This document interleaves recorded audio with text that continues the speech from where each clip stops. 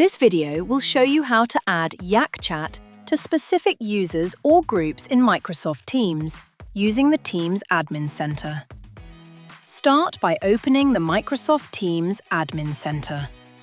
From the left-hand menu, go to the Teams Apps section and click on Manage Apps. In the search bar at the top, type in YakChat and select the app when it appears. Next, go to the Users and Groups tab.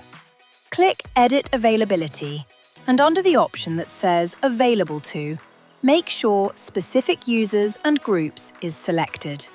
From here, you can search for and add individual users or entire Teams groups, depending on who you want to give access to. If you want YakChat to be automatically installed for those users, you'll also need to manage their setup policies. Head back to the Teams Apps section, click on Setup Policies and select the policy you want to use.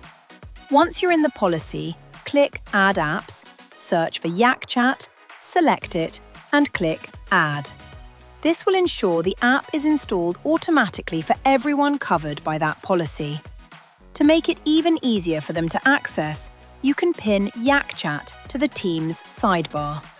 Just scroll down to the Pinned Apps section, click Add Apps, search for YakChat again, and click Add. And that's it! YakChat will now be available for the selected users or groups you've added in Microsoft Teams. Thanks for watching. If you found this helpful, don't forget to like and subscribe so you don't miss any of our future tips and tutorials.